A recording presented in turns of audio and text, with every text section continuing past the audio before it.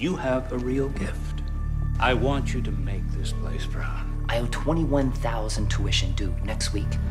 Welcome to the real world. I play Richie first, a guy who gets caught up in the world of online gambling. So is your plan just to gamble for your tuition money? I lose all my money, and I basically find out that there's an algorithm in the program that cheats you, and really come up with no other option rather than to go to Costa Rica. Do you have any idea how crazy this is? This is my last chance. And instead of kind of blowing the whistle, I take it to Ivanom Blockom, played by Ben. I was cheated on your site, Midnight Black. It could have gone to the internet forums, but I didn't. I brought it to you. Internet gambling is a $35 billion a year industry. It exists all around the world, from Dubai to Costa Rica, where they can avoid domestic U.S. regulations and laws. The house always wins. That kind of money in the middle of Costa Rica creates this sort of crazy dynamic.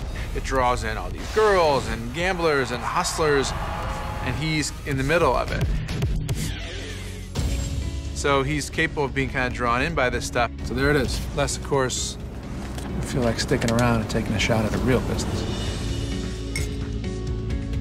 I describe Richie as a guy in the wrong world trying to do everything the right way. This is my thanks to you. You with me? I am.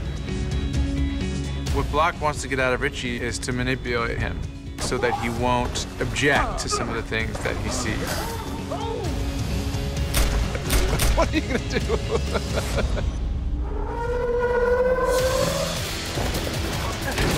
The FBI's into the kidnapping business now. I do whatever I want, and you are my guy inside.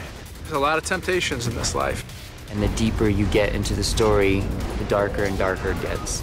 And you have 48 hours to get me what I need on Block. You say you can protect me? You can't even protect the only source you had. I believe in you. You let me walk right into it, Ivan. You want a safer job, go work for the post office. You want a clear conscience, go start a charity. But if you want your own island, and your boss says you gotta go out there and take a beating, go out there, take it, come back to work, and say, do you need me to do it again?